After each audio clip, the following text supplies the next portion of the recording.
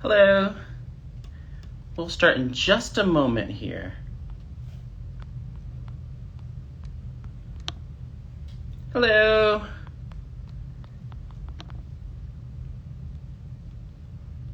Okay, just give me 1 second. Hello, everyone. Thank you so much for coming today.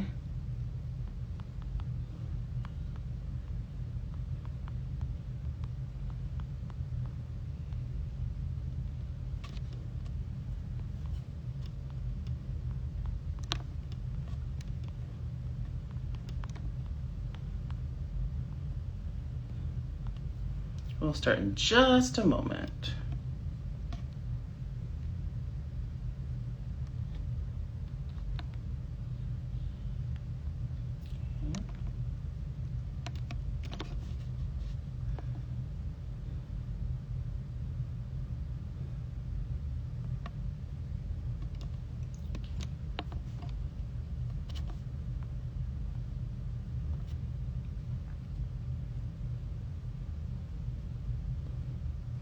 All right.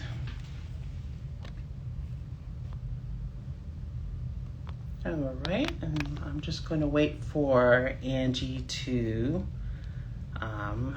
join me here.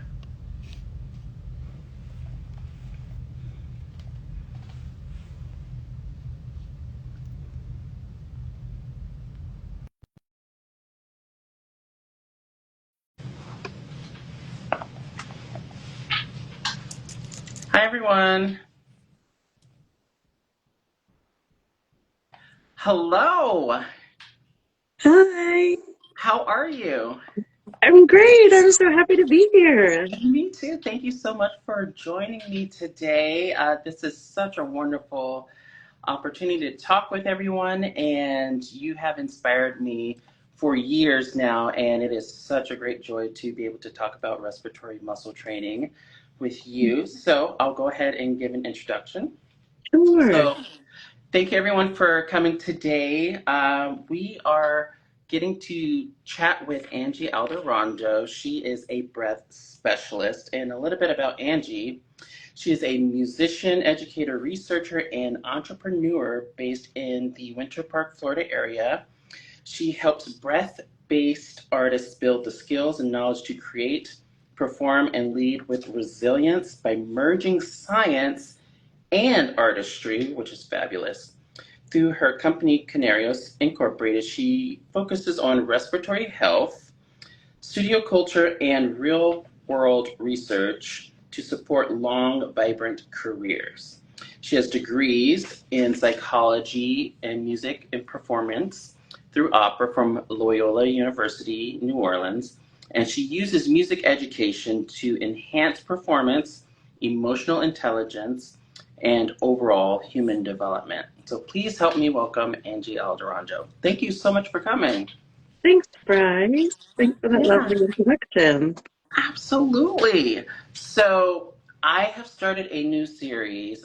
This is the Inclusive Flutist series where I get Mm. to invite incredible people like yourself to come and talk about pedagogy, holistic learning, and you specialize in something that's so important to flutists and musicians all around, but flutists especially in the last few years have been very focused on breathing better and breathing in a healthy way to improve not only our playing but our lives as well. And I would love to know more about you. What inspired you to begin this type of work?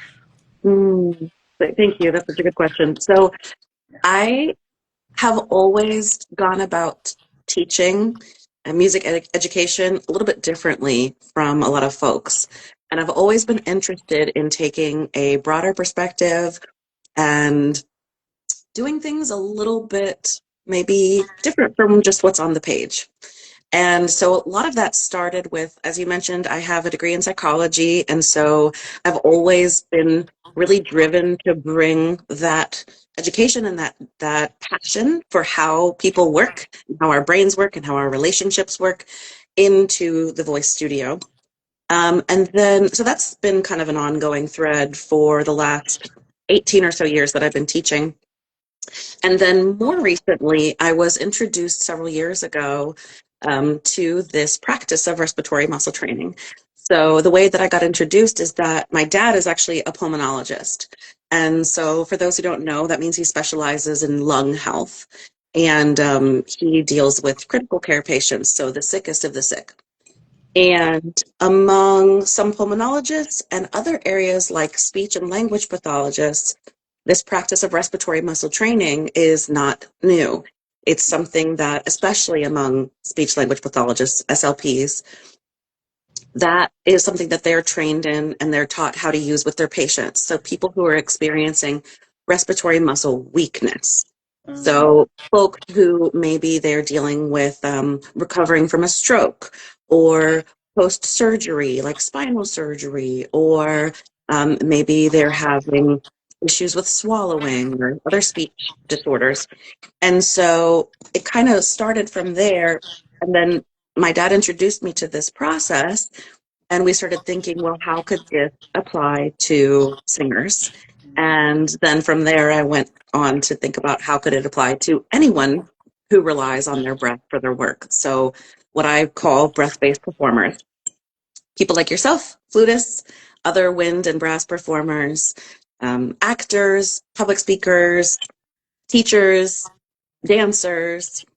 So even though it shows up a little differently in each area, there is this underlying uh, desire to better understand how our bodies work, how do our respiratory systems work, and how can we take this knowledge that comes from the medical field and apply it to artistry for folks who are not experiencing weakness, who are actually quite strong in our bodies, but really we have a very demanding load on our bodies, as you are well aware. mhm.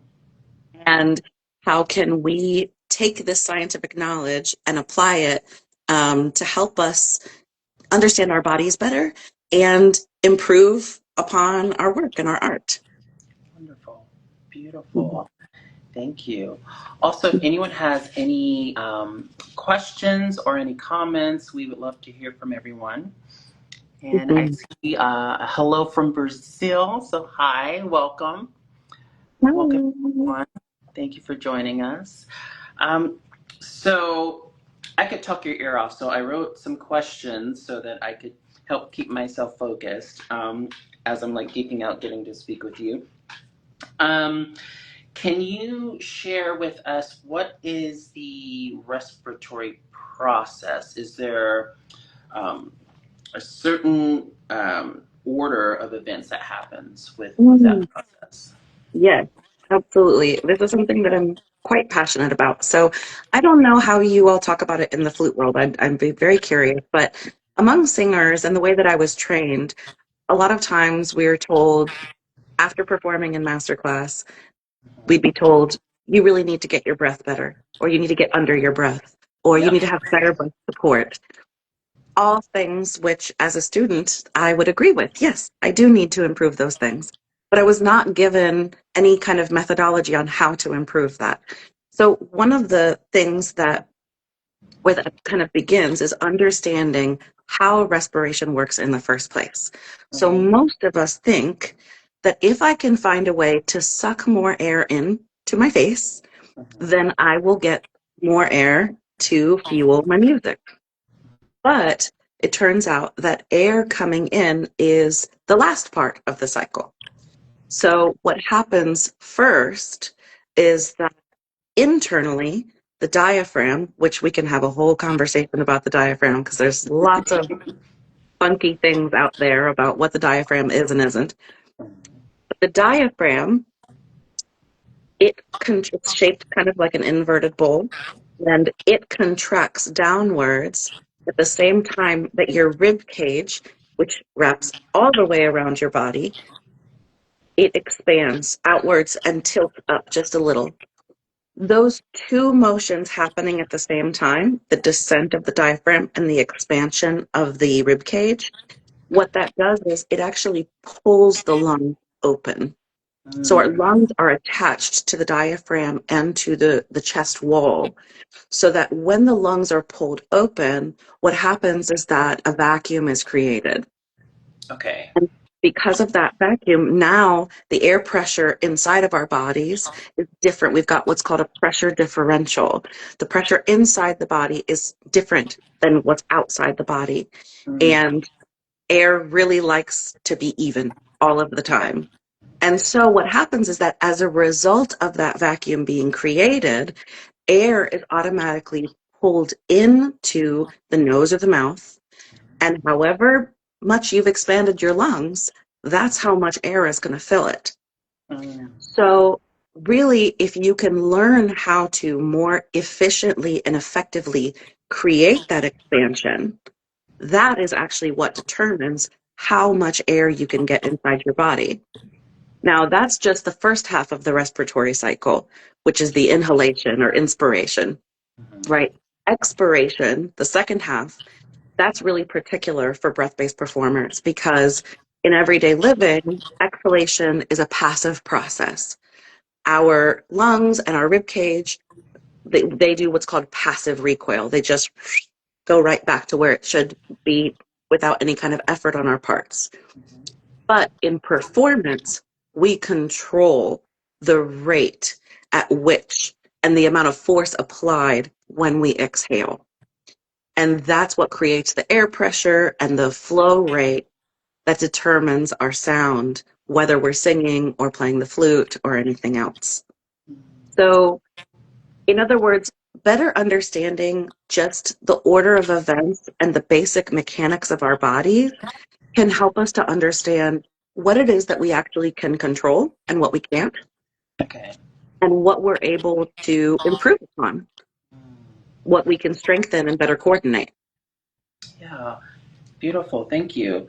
I Mhm. know in my practice of breath building and in my studies as a flutist, we are often taught that to breathe very deep into sort of like a bowl from our belly. Mhm. And one of the things that I've been interested in working on is breathing more so into my back as well. In my teaching, I speak a lot about resonance and sort of doing this omnidirectional kind of approach so Mhm. that you're not, trying to have, such a laser sound forward, but in order to have a very open and full sound to think about it, you know, all around you. And I think that breathing sort of already embodies that if done properly. And so, can you speak to what it feels like to breathe into like the back muscles as well? Mhm. So the back muscles, I think, might be the hardest for me anyway, and I know for some other people to really sense and to have an impact on because we don't rely on our back muscles for tidal breathing or everyday respiration, right?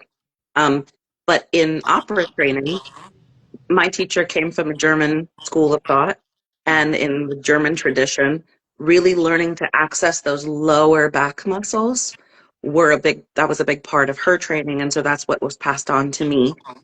So she would have me um, put my thumbs on the small of her back, Hmm. and she would kind of bend over, and I would be feeling, and as she would inhale, I could feel that expansion into her Hmm. lower back and into the lower part of her rib cage. So, sidebar, this is where I start to get really interested in the overlap between um, pedagogy and studio culture, Mm. because talking about touch and consent is really important to me. Very important. How, if you've been in a private lesson, you probably know that touch can be extremely educational. To be able to feel for yourself in your own body or what's happening in another body can be very helpful. And also, it has to be done super carefully. So I just like to kind of add that little bit because I don't want to just gloss over that we should just be pawing all over our students or telling them to touch us. That's not, I wasn't educated with that level of consent, and it's really important to me that we we build that in automatically to what we're doing. But in other words, so going back to the back, I think really what can be more helpful is what is more easily accessible in terms of sensation, which is the rib cage. Mm-hmm. So starting with the back, I think, is harder because it's just more difficult to feel, to have sensation there. But your rib cage, I think, is easier to feel. And you can literally just put your hands on your, so like with my students, I will have them put their hands here and kind of pinch into their own rib cage. So Okay. not at the waist, but up just below the bust, Mm-hmm. and have them think about not inhaling, just think about expanding the rib cage. Mm. And if you do this, if you just think, okay, I'm going to expand my rib cage against the pressure that my fingers are creating, you will feel that opening up. And you'll notice that air automatically flows in as a result. Mm. So, really putting the attention on accessing those muscles and controlling that expansion, and then you'll see the automatic result is more airflow. Yeah, and I like how you say the automatic result is the airflow, because I know sometimes when musicians are working on building their breath, there's almost sort of like a forceful nature to inhale really hard and then exhale very Mm-hmm. hard. But what you're saying is that the expansion naturally brings it in, so there's not all this extra tightening and tensioning um, Right. to the breath. Yeah. So, what I find really useful about respiratory muscle training is that through this very simple practice, you can strengthen your muscles and they become, just through the practice, they become more coordinated with each other so that you can very quickly fill up with air in the space of a single second because your muscles are strong and they're coordinated. And so you can fill up real Mm-hmm. fast, take that quick catch breath. And if Mm-hmm. that's all you have time for, that's all you need, Yeah. but it does take some of that exercise and some of that work to get there. Awesome. Thank you. Hmm. Um, I have come across some devices as I've been working on breath building, and I see a lot of various kinds. And one of the things I've noticed is that everything seems to be based in science, which is Hmm. great that everyone's interested in, the scientific evidence of how to breathe more effectively. But I get a little bit overwhelmed when I'm, researching different products for myself and for my students. What what are the implications, I suppose, if everything is based in science, then why isn't every device actually helping musicians breathe more effectively? Hmm. If maybe we can touch on that, if that makes any sense. No, it makes perfect sense. So I think a couple of things. First of all, just because it says it's backed by science doesn't mean it is. So that's Mm, number one. The first thing okay. I would say is do your homework. Okay. Just bring the same critical thinking skills you bring everywhere else to your work. If somebody Hmm. says, oh, yeah, we have a device and it's backed by research, great. Show me the data. Mm, So, as much as I am an artist and a deeply emotional and empathic person, I like a data set. I like evidence. yeah. So, and especially if I am going to be passing on this information to others, I definitely want all my data ducks in a row. Yeah.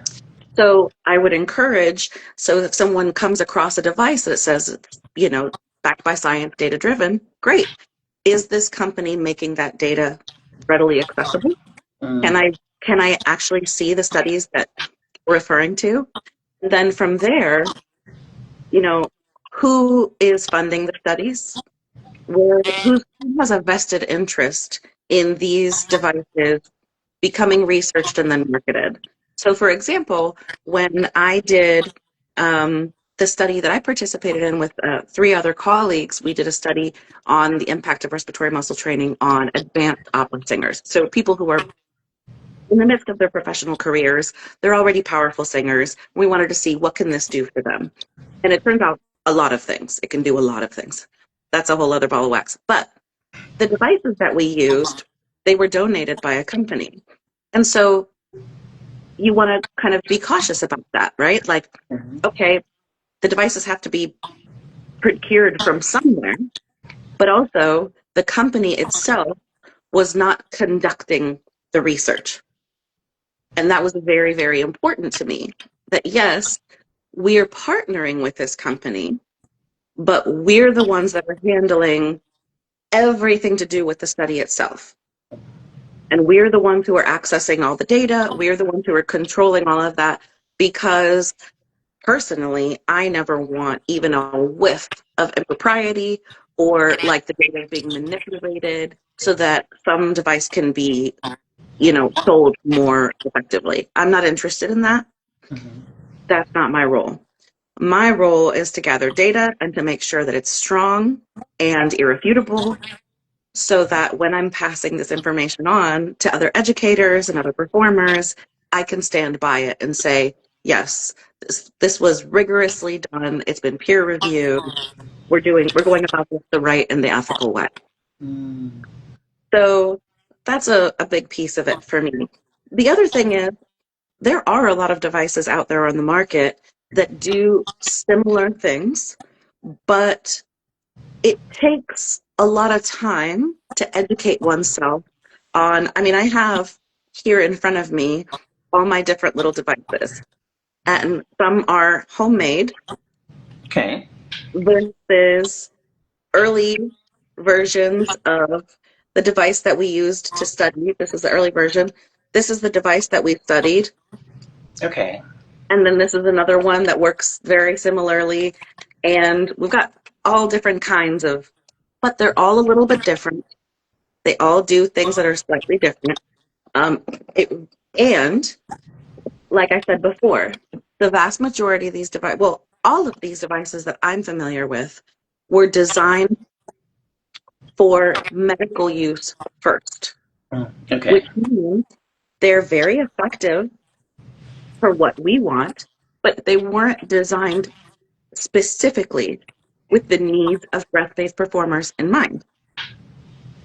And Okay. so we just want to be thoughtful about that. Like, for example, the earliest devices that were available and are still to this day, most of them were they were created, they were designed out of a need for speech language pathologists to treat very specific needs for their patients. Mm. And what they needed addressed was a unidirectional device that would address either the inspiration or the expiration. Okay. But for musicians, we really have to work on both. Mm. We really need what are called the dual direction devices. So ones like this that you can control the inhalation separately from the exhalation. You can control how much resistance you have, Okay. and you can basically address the needs of your inspiratory muscles separately from your expiratory muscles because we use them differently and we need to address the whole breath cycle. Whereas somebody who maybe has a swallowing disorder may not need that. And so they're going to need a different device. Okay. So, but it takes a lot of digging and a lot of trying to figure out what each thing does and who made it and what it's for. And that's Right. kind of why I'm trying to synthesize all of this knowledge and help people who come from our perspective better understand what's out there because it is at the same time very, very niche, but also so much information Mm. that's too much for most people to take the time out of their day to digest and make Right. sense of. Yeah, and I'm so glad that you mentioned that. I noticed that during my master's, a part of the curriculum, we had these extracurricular courses that we needed to earn our degree, and one of them, it was a yoga class for performers. Another one was a meditation class that I really enjoyed, and I know that Mhm. we sometimes use various breathing techniques to not only relax but to improve our, I guess, our relaxation in the way that we perform, so that we're not playing so with such tension. Mhm. Have you found? Is there a practice? How do I encourage myself and my students to find a practice that they can continue to do day to day that builds that breath so that they know that this is just as important as learning the Bach, the Beethoven. Why Mm-hmm. should I care about breathing as much as, as much time as I spend on all the notes? Mm-hmm. Well, I'll answer your second part of the question first, which is the reason you should care is because if you answer that, Yeah, then you should everything else care. is more difficult. Right. Like if we don't master the breath, then everything else we try to do with our music is harder. Mm, Right. It is foundational to what we do. yeah. So that's why you should care. Um, how to get people to care is another story. So the first thing I think is through helping folks to understand how impactful the simple act of respiratory muscle training is. So let me just explain very briefly that what you do for RMT is to breathe through this device twice a day, in the morning for 2 sets of 10 breaths, and in the evening, 2 sets of 10 breaths. Mm, And that is the routine. And it's extremely effective. So for me, I found that I was able to sing this Mahler piece that I had been working on for nearly a decade. So if you're familiar with Mahler's Kindertotenlieder, it is this piece that has these really long, slow phrases. And the last thing that you want to do is either run out of air mm-hmm. or interrupt the phrase with a catch breath. You cannot. It ruins the piece. Right. So my option You was can't break I the will not. phrase. Yeah. Right. So it's either master it or just don't perform it. Right.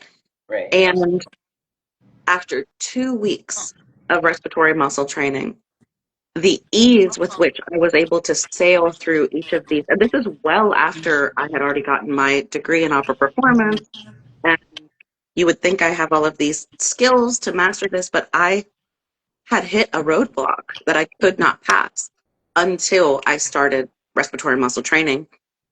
And literally within 2 weeks, it was night and day.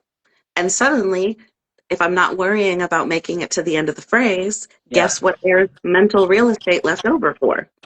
Making the music. Making actual music, right? Which is like kind of what we're trying to go for, right? Mm-hmm. So, what I have found the biggest challenge is really creating a routine for folks.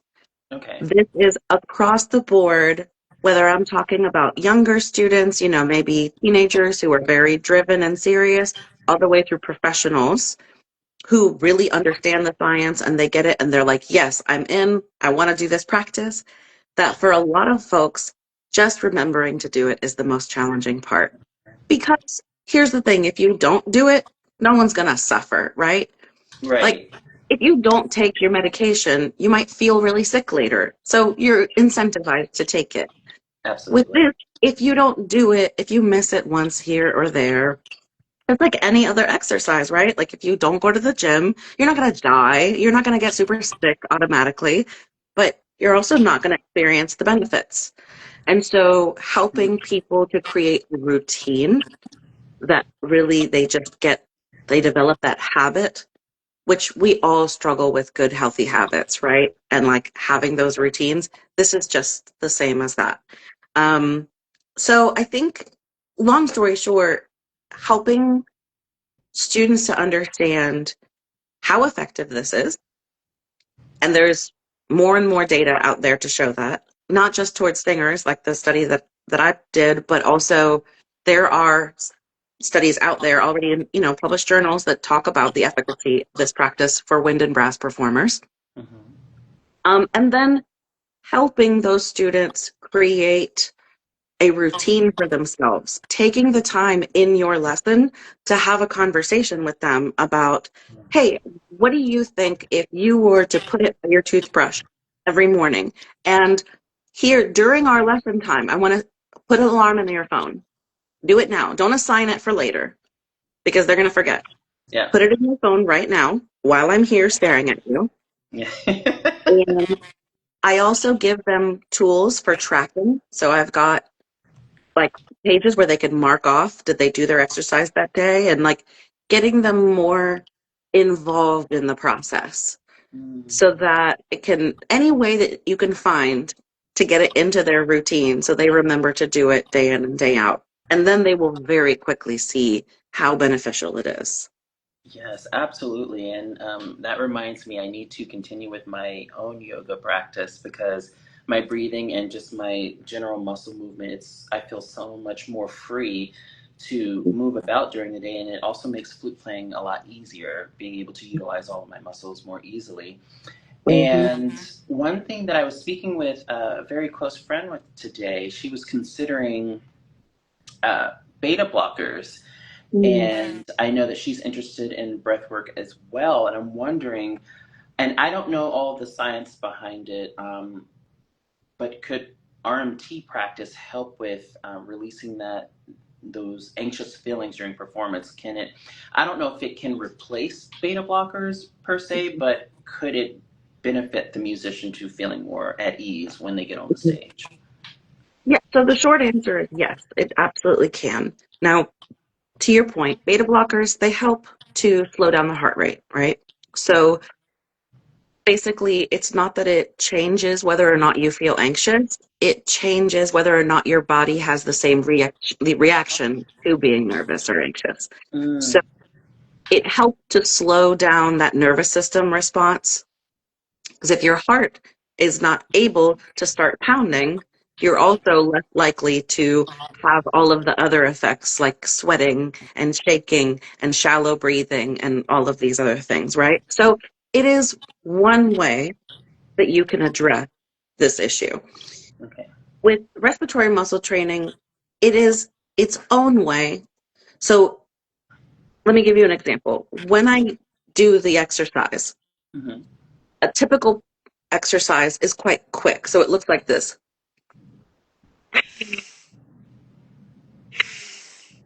Mm, because it's not meant to emulate the way that we breathe for performing. It's meant to emulate, it's more like lifting weights. Okay. okay. So if we, I had it set on the highest setting. No wonder that was so difficult for me.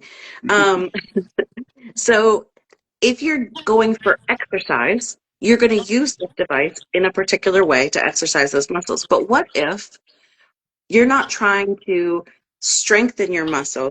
What if you want to use this, like you said, immediately before a performance? Well, I might change the resistance. So if you look at this, there's different resistance levels that you can Mm, choose. So level 1 is going to be the easiest to breathe through, and level 6 is going to be the hardest to breathe through. So the higher the level, the more intense the exercise. So let's say you decide, I'm not going for exercise right now. I'm going because I want to soothe my nervous system, mm, right? So maybe you change the resistance level. Maybe you turn it a little higher and you breathe slower, okay. because the point is not to lift that weight. The point is to slowly expand and use that resistance to slow everything down.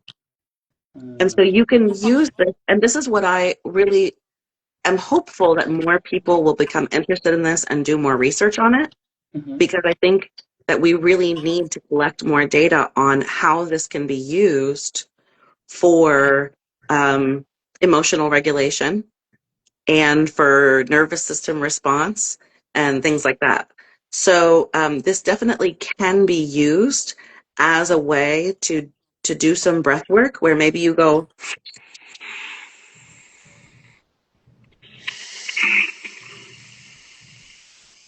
Mm,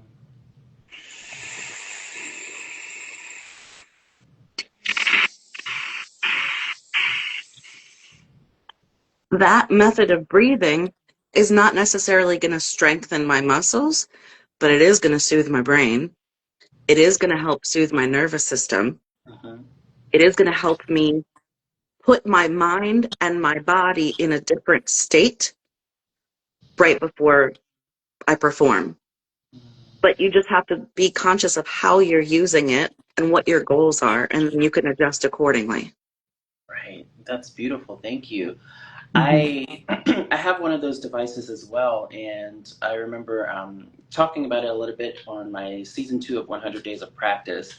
Mm-hmm. And what I noticed is if I don't have a lot of time to warm up, if I so much as use that device for even 10 seconds, I feel like I've been playing for an hour. Mm-hmm. Like my breath is very even. I can hop through all the registers. Everything is so much easier on the flute. Mm-hmm. It was mind-boggling Mm-hmm. how That's much the thing. everything, and that's how it should be. It should be that kind of freedom when we play. Mm-hmm. And I don't know if the listeners heard, but when you inhale, I hear it sort of like lock in, and like Mm-hmm. so the device basically turns on, Mm-hmm. as well as when you exhale, you can feel that resistance as well. And Mm-hmm. one thing that I noticed when I was first trying it was if I breathe in really slowly, it doesn't turn on yet. So it encourages you to actually, Really build those engaged. muscles. Yes. And it changed my life, Mm-hmm. like literally like that. Mm-hmm. Yep. So this is what you're describing is why I really think it's important to train people in how to use this Hmm. because it's easy to do it wrong. And it's not that it would like harm you or destroy you if you do it wrong, but if you really want it to be effective and you want it to Hmm. work well, it's not a steep learning curve, but there is a learning curve.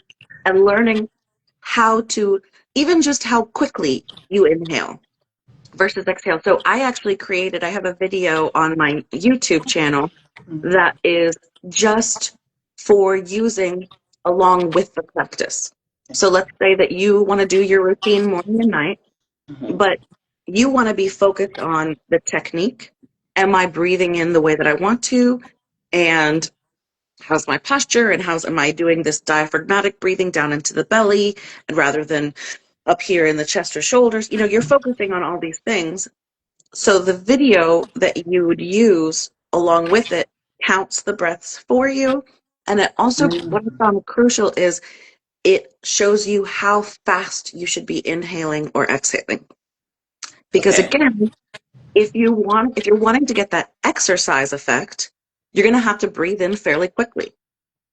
So instead of having to try to count in your head while you're managing all of that, just follow the video and it'll show you, okay, and there's a little visual. It says inhale and exhale, and it's 2 seconds for that inhale and 2 seconds for the exhale so that you don't have to think about those things. You can just get about the business of doing the practice, and it's 2 minutes long, and then you're finished. And then you go about your day, and you're done until the evening. Wow. Beautiful. Thank you. Mhm. So, do you know of any musicians that have begun to use that device, and do they ever reach out to you and say, I have these success stories, like this is what has changed for me? Do you have any examples that you can share with us? Yeah, actually, so one of the people that I collaborated with on our study was a childhood friend of mine. She's somebody that I knew since I was in kindergarten. And it just so happens that we hadn't talked in several years, but she went on to sing opera. She's a very gifted soprano. She sings a lot of Wagner, so she's a big voice, right? Mm-hmm. And she's also very, very interested in the science of things as well. And when we reconnected a few years ago, I mentioned to her, I said, "Hey, have you ever heard about this? I know you're super interested in the mechanics of the body and how that works." And I introduced her to this process and to the device, and she tried it and about lost her mind. And again, this is somebody who already is a very skilled opera singer, and sort of already kind of at the top of her game. And even so, she was so shocked by what it could do for her that she said, okay, we need to tell people about this. And also, let's do a study. And so it was her idea to say, let's all get together. And so we pulled in 2 other people and we said, let's study what this can actually do because she was so motivated by her own personal experience as an opera singer. And same as me, is, oh my gosh, I think that we're really onto something very, very influential here, very powerful. But here's the difference between in the SLP world, or speech language pathologists, because respiratory muscle training is part of their education, and because understanding the mechanics of the body is part of their education, it's very easy for them to understand why this matters and to Mm, teach their patients how it works. Among musicians, we are not by default taught anatomy and physiology, right. and we are not taught about this specific process of respiratory muscle training. What that means is we're kind of behind, honestly. We're behind the ball. Yeah. And so in order to catch up, if you do a quick Google search of um, respiratory muscle training and speech language pathology, you will come up with so many studies. There's Mm, so much research out there. But for us, it's just a handful of studies. right. So as soon as we started experiencing, oh my gosh, I know what this can do for me. And she's also an educator like myself. So our next thought is, okay, how can we get this out to other people?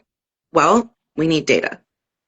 And so she not only experienced what it did for her vocally, but then as an educator, how this can simplify how do I teach respiration and Mm, how do I help my students improve in their own respiration as well. right. So that's just one example. Yeah, and I have a question. So in lessons, growing up, flutists, we hear all of the time breath support, breath support. Oftentimes we don't actually know what that means aside from, our teacher maybe pushing underneath our sternum a little bit. Or I was often taught that, lean on the wall, and that kind of feeling from gravity that you feel, that's what we call breath support. How can I guess utilize a breathing device in regards to learning what breath support actually is and what it feels like? Mm. So I think one of the more surprising things that I experienced from starting respiratory muscle training was understanding what interoception is. Mm, So interoception is our ability to sense and name what's happening in our body. So it's not to be confused with proprioception, which is our ability to sense where we are in the world. okay. So if you think about like your ability to map out where you are in your space and picture that, that's your proprioception. Interoception is map out what's happening inside your body. Mm, And it turns out that by and large, the vast majority of us, we're really not very good at that right. because we're not taught how to connect with our bodies. In fact, most of us are taught to divorce ourselves from the sensations that we have. So think about when you were a kid in the classroom and you really had to pee Mm-hmm. and you raise your hand and you're like, Miss Susie, I really Mm-hmm. got to pee. And she says, nope, put your hand down. You need to wait. So you are being taught to ignore your body signals and ignore your physiological needs because it's not socially acceptable in that moment to have those sensations and those needs. Well, if you get those messages enough and add into it, like you start thinking about how as girls we're very much taught to ignore our bodies and our needs, or as you could really go down a rabbit hole about this. Mm-hmm. What I find really fascinating and important in my work with my students is to help them get in tune with what they're feeling in their body. Mm, So, have you ever had it happen where you have a student who's struggling with um, whatever it may be, a high note or a longer passage or whatever it may be, and they're working and they're working and they're working and working, and then they get it right. And then you say, great, what did you do just then? Right. And they say, oh no. Yeah. Yeah. Or Absolutely. the opposite, where they keep on getting something and it's not successful. And you say, okay, well, what are you doing? I don't know. They literally cannot name what their body is doing because they don't even feel it, because their awareness is on things like, am I pleasing my teacher? Am I making an acceptable sound? Am I, you know, am I just reading the notes correctly or getting the rhythms right or whatever? And we're completely bypassing the need for just slowing down and getting in tune with our bodies Mm. and going. So I will sit with a student and we will just take several minutes to do a body scan. And I'll ask them to go inwards, very sort of meditative, and to say, okay, tell me what sensations you're having in your body right now, and can you explain them to me? And it's so hard for people to put into words, to actually have the vocabulary to explain, this is what I am feeling. But the more we're able to build that skill and flex that muscle, then they can start to develop the awareness of what is my body doing when I'm breathing? How much do I feel the expansion of my rib cage? And can I sense that there is a difference between when my rib cage expands and when my abdomen expands? Mm. And can I learn to coordinate those things? Can I feel my upper abdominal muscles and how they can function independently or together with my lower abdominal muscles? What about my pelvic floor? Can Mm. I actually feel and control my pelvic floor muscles, which And I are only hear critical? that in yoga about pelvic floor. So yeah. Mhm. Because can't talk about pelvic floor. That's like, you know, but this is the thing, is like we're getting divorced. We're being told to divorce ourselves from our bodies or our particular parts because it's like embarrassing or whatever it may be. Hmm. And then we go, but why can't you name what you're doing? Nobody's ever taught them. Right. And this stuff, I will say, this part of what I teach with my students, I did not learn in the voice studio. A lot of this that I'm talking about, I Hmm. learned through the kind of self work that I've done in other arenas.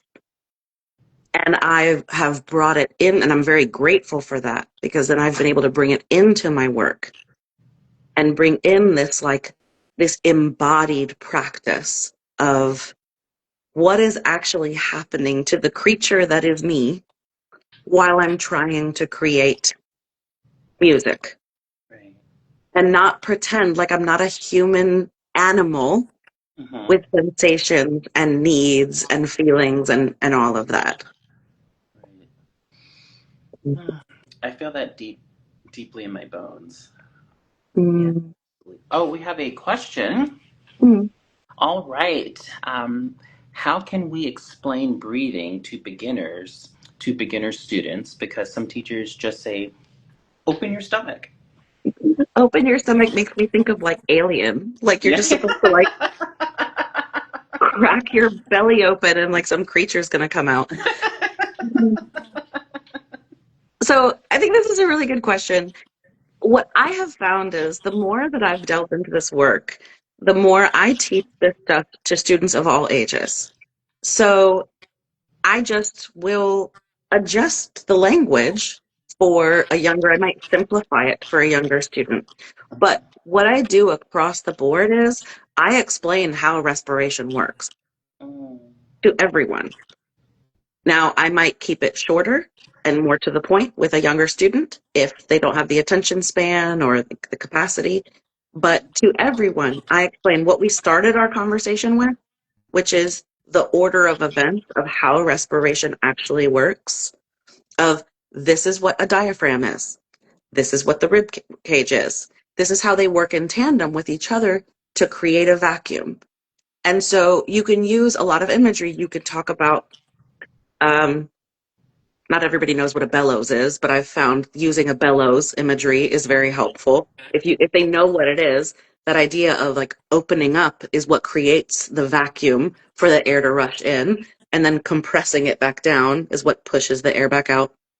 Um, Also using the imagery of a syringe, for example, and the plunger in a syringe. So, but the thing that I would say that we have to do is educate ourselves first. Make sure that we as educators have a really good grasp on the basics of respiration. And you don't have to do that deep of a dive. It's not like you have to come out a medical student, you know, Mm-hmm. but at least understand that, for example, the diaphragm is in fact a muscle. And anyone who tells you that it's not is incorrect. The diaphragm is a muscle. I cannot say this enough. And that the only reason I get kind of heated about it is because you really hear a lot of professional people who really know their stuff saying things like the diaphragm's not a muscle. Mm. Yes, it It's a muscle. is. Let it be known. If I leave this earth, it's one thing I have left behind. The diaphragm is a muscle. No, but I think, and it can be really hard because as educators, we're trying to keep track of a billion different things. I mean, forget our own performing and our own artistry and all of that, but a lot of us, we're entrepreneurs as well, and we're having to manage a business, or we might be part of a larger institution and dealing with all of the ins and outs of that. Mm-hmm. But here's the thing. Our industry as music educators does not require CEUs. We are not required for continuing education, legally or ethically. So what that means to me is not, oh, it's not required for me, I don't need it. No, what that means for me is I have to set my own bar Mm. to make sure that I am continuously availing myself of Mm-hmm. whatever information is out there to be a better educator. And so it starts with making sure that I understand, how does my body work? Mm. And then finding those resources. So that's one of the things that I work really hard on, is creating and sharing resources for educators so that they themselves can better understand their own physiology and anatomy, so they can have an easier time passing that on to their students. And within that, then of course, like I said, using the imagery and teaching them about respiratory muscle training or whatever it may be. But I think it really has to start with our own Yeah, education. absolutely. Thank Mm-hmm. you. And thank you for the question. Do we have any more questions? We have a few more minutes before our guest has to run, but maybe we can ask a final question or two. Mm-hmm. It's so funny. I mean, I'm looking at these devices. So this one that I have here, my friend Fred made this one. So Fred is a trumpet professor out of Vanderbilt, and he told me these breathing devices are fantastic, but my students can't afford them.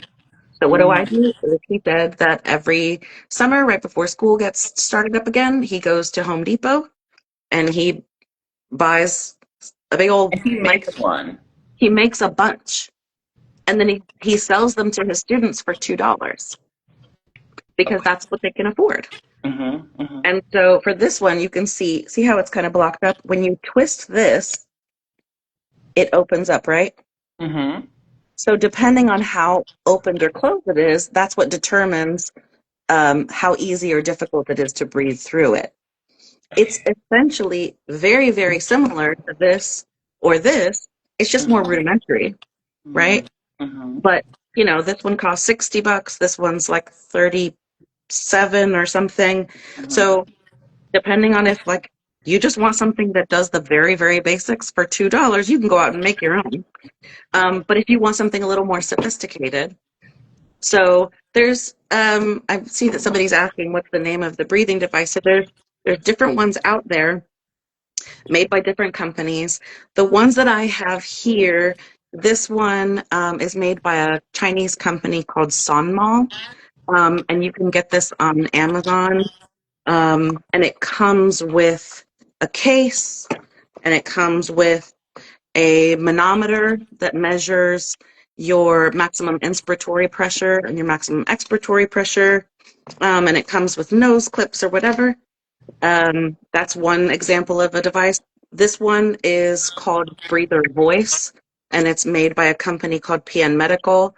So that's a company that started with addressing the needs of patients in that's PN Medical, right? So they're a medical company, but they've made one that has a higher resistance level as compared to their clinical devices. So it's for people who are not experiencing respiratory muscle weakness, but Hmm. those who are already healthy but are looking to improve that much more. Um, And that's the one I think I have. Yeah. mhm.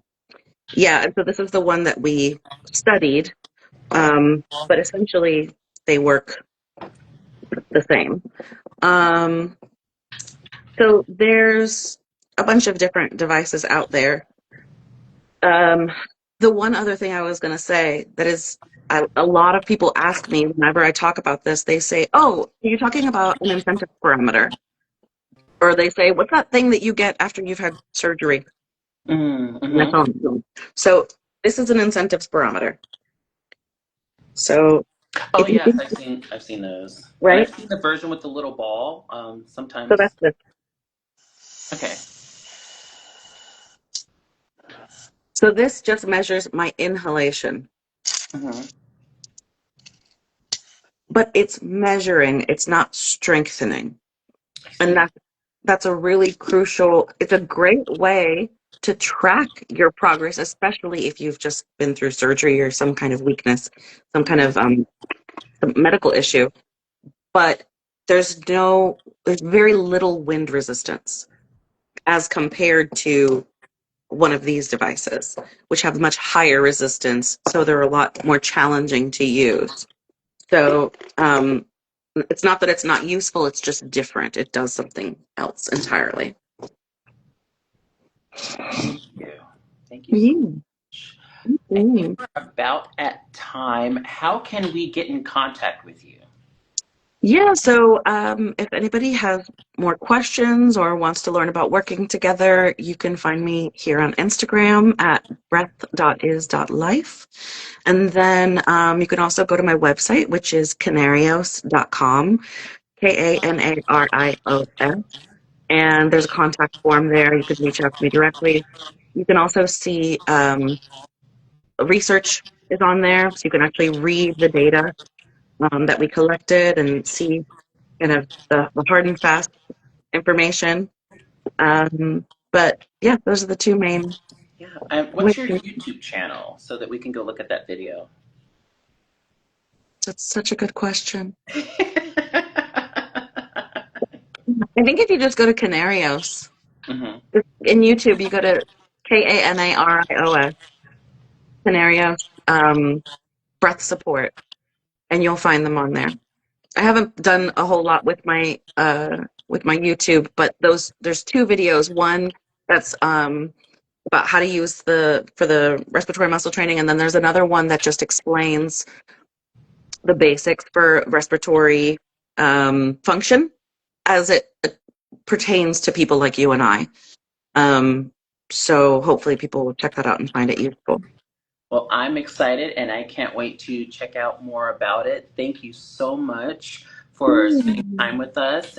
Thank you, everyone, for taking part in this beautiful discussion on respiratory muscle training. I am stoked. Right after this, I'm going to go learn more about it. So, this is a part of the Inclusive Flutist series and is a part of my Celestial Flute Academy, which is all about holistic learning and holistic pedagogy and performance. And this has just been such a beautiful Friday afternoon, and I'm inspired. And we're going to have a part two. Like, this is just too good. Thank you so Yeah. much. So, Oh, this was such a pleasure. Thank you. Your questions were amazing. oh, thank you. I loved it, and thank you for giving me a chance to talk about this because I will nerd out about this for as long as you'll let me. Yes. So I'm very passionate about it. So thank you so much. I really Thank appreciate it. you. Absolutely. All right. Yeah. Take care, everyone. Bye.